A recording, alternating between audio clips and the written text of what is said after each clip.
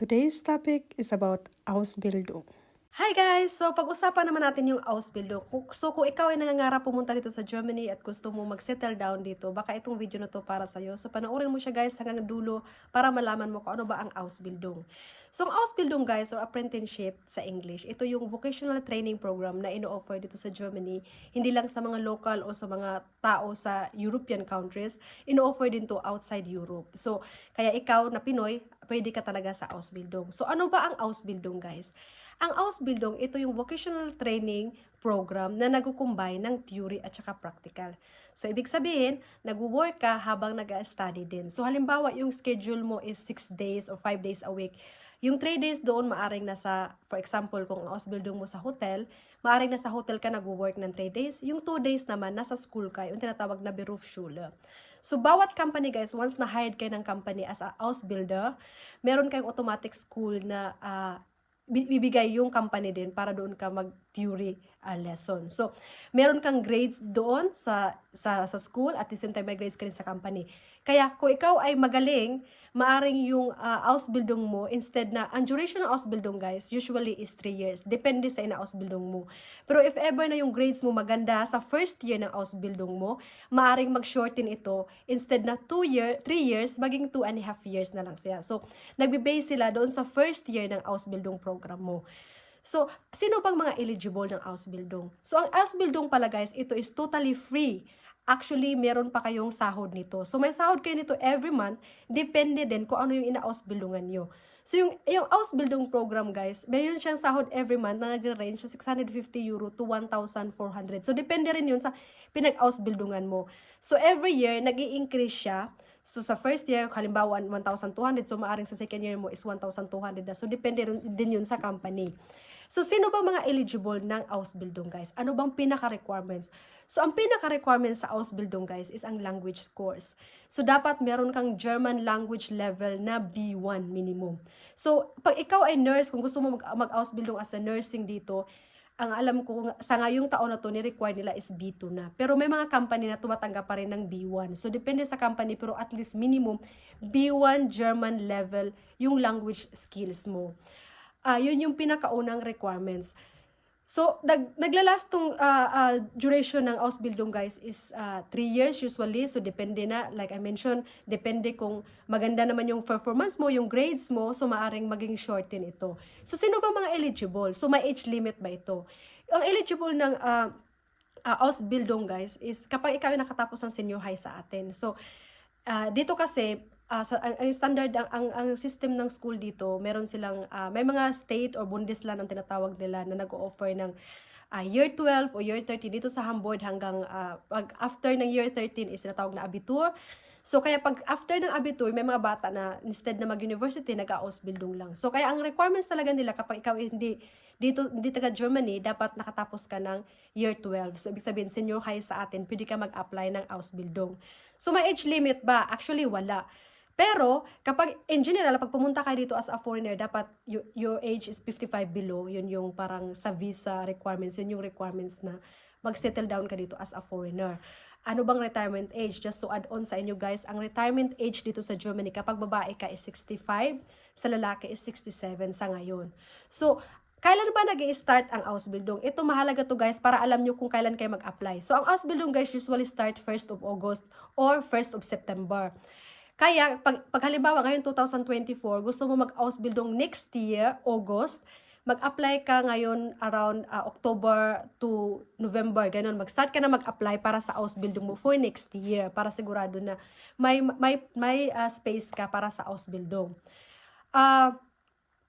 Ano ba mga documents na required kapag ikaw nag-apply ng Ausbildung? At saka ang Ausbildung, guys, pwede ka mag-apply actually online. So, maraming mga website, ibibigay ko sa inyo, like stepstones.de. Ito yung website dito na marami talagang job offer, maraming Ausbildung. Every year, guys, nasa 500,000, more than 500,000 yung plots, yung space para sa Ausbildung. Nasa 300,000 over yung occupation na available.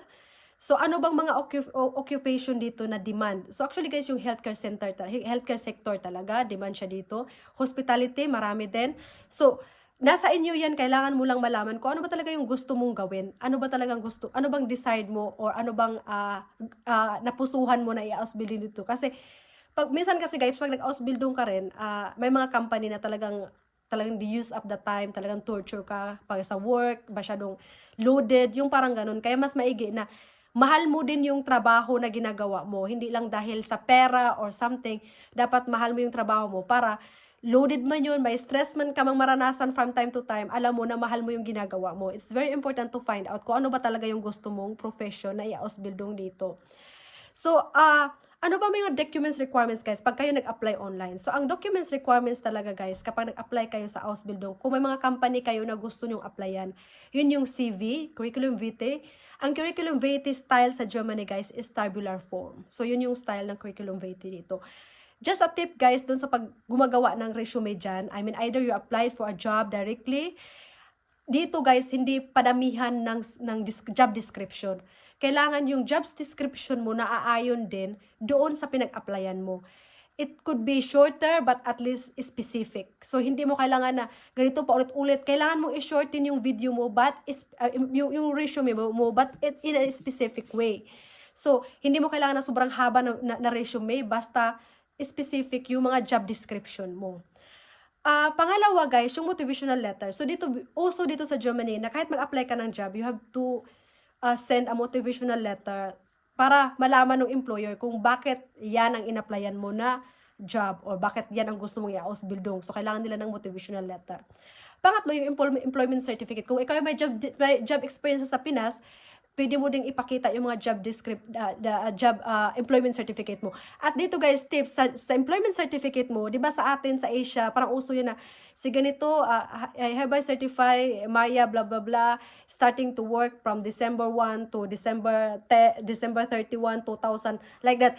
That's all. Parang hindi siya, sa kanila guys, yung certificate of employment, ini-state din kung ano bang ginagawa mo dun sa company, hindi yung parang, maybe I will make another video for that para din ma-share ko sa inyo kung ano ba yung kailangan nila na certificate of employment nito. Hindi yung parang ganito lang, nag-specify lang na ganito ka nag-start, ganito ka nagtapos mag-work. Hindi ganun yung certificate of employment nila. Dapat may konting job description din, summarize kung ano ba yung ginagawa mo sa company na yun. So, isa yan sa kailangan, yung employment certificate. Pangatlo guys is yung school certificate, school credentials mo, yung diploma, yung transcript or Form 1337, basta kung ano yung school certificate, yun yung kailangan mo pag gusto mo mag-apply directly. Marami dito guys na, recently meron akong kakilala na mag-start na siya sa August, nag-apply din siya online, sarili lang niya, she's very young and very motivated din. Nag-apply siya online guys at nakahanap siya. Kaya hindi imposible na hindi kayo makahanap online, kailangan nyo na ng tiyaga. As soon na meron kayong German language guys, Germany are open for foreigners. Meron sila ditong visa ngayon na job seeker visa. I mean, matagal na yan, mga 2 years ago na yan. So, pwede ka rin dito maghanap ng job. 6 months yung validation ng visa na yan. Siyempre, kailangan mong alam ng pera. So, maraming chance dito ngayon guys. Dahil ang Germany, lack sila ng manpower. So, kaya they are open for foreigners talaga. So, ano ba guys yung mga steps?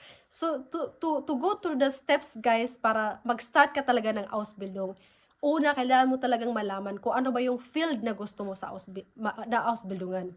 Pangalawa, learn the German language. Kasi ang German language, guys, is mandatory siya for Ausbildung.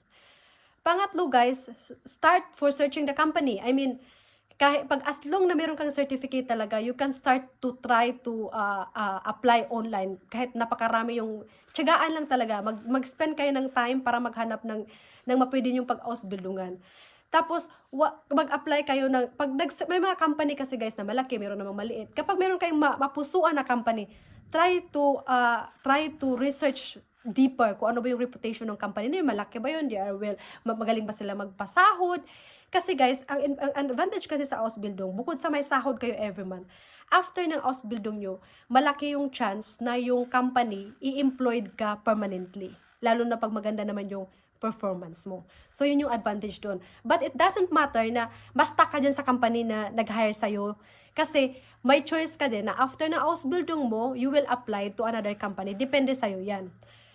So, once meron kang company na nag-hire sa'yo, I mean, get all your documents prepared. So, syempre may interview yan. I mean, kahit online kayo nakahanap ng employer, maaring, syempre yung interview na usually online, video calls. So, yun, pagdaanan nyo yung ganun. Pag-process ng documents sa atin, alam ko na medyo chichiburichi, pero tsagaan lang talaga yan. Tapos, ano bang kailangan sa visa? So, sa visa, guys, sa Ausbildung visa, ang alam ko, dapat talaga meron kang job offer. Tapos, yung health insurance, at saka tawag dito, yung sufficiency ng funds mo. Kailangan siya ng funds, guys, pero yun kasing funds dito na usually hiningi. Ito din yung makikita nila sa job offer na receive nyo sa employer.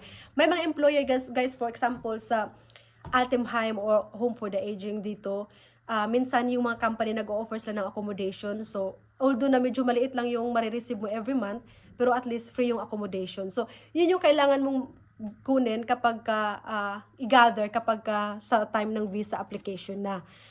So, yun lang, guys. At sana ilagay ko lahat dito yung mga requirements na maaari nyong gawin. Pero, guys, I suggest na before you applied for an Ausbildung talaga, is you learn the German language.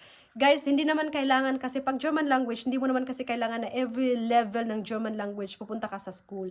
Ito is a piece of, marami nagsasabi dyan na kailangan pa rin pumunta ng school para malaman mo yung totoo. Alam mo, guys, ako nag-study ako ng A1 hanggang C1. So, I never learn a lot by studying. Natututo ako mag-German by speaking, na nag-i-speak ako sa mga local, I mean, dito sa asawa ko, parang natutunan mo siya kapag ginagawa mo talaga. Kasi sa school, usually, they're learning grammar, yung mga ganun. I mean, wala namang masama, pero kung ikaw ay limited lang yung funds mo, limited yung resources mo, I suggest na mag-self-study ka. Pag once na, kasi guys, pag nag-German language course kasi kayo, pag sinasabi mo doon, pag nag-enroll ka, sabihin mo, kunwari sa Good Institute, mag-enroll kayo na, sabihin mo na, actually, marunong na ako mag-German konti. Tapos sabihin nila, okay, you can fill up this evaluation form. So, meron kang sa online, meron sa online ngayon na pwede ka mag-fill up ng kung ano bang level ko, para ma-test mo yung level mo, kung ano bang level ng German mo na meron ka. So, iti-test ka nila online, tapos pag ang result nun, kunwari yung level mo is A2 na, or B1 na, or A2.2, nakasave ka na ng isang buwan na hindi ka nag-start sa A1. Diyos ko, guys, so isang buwan sa Deutsch course intensive sa Pinas is more than 20,000. So malaking halaga yun, malaking bagay yun. Kaya I suggest, if you want to learn the language, mag-self-study ka, tulungan mo yung sarili mo. There's a lot of videos online, YouTube, even TikTok, a lot, guys, na pwede nyong matutunan para makatulong sa inyo, para mag-progress yung German language nyo. At saka tips, guys, pwede kayong magbasa ng books kahit hindi nyo naman naintindihan pa masyado kasi to practice your pronunciation. Kaya nga, sinasabi ko na YouTube din is good na mag-aral kayo ng German kasi sa YouTube kasi marinig mo siya ang pronunciation and you will learn from it. So, guys, sana may natutunan kayo sa video na to at I will still try to upload more. Kung meron kayong katanungan, please drop the comments below and I would appreciate that, appreciate ko yung time nyo para mapanood tong video na to. And God bless.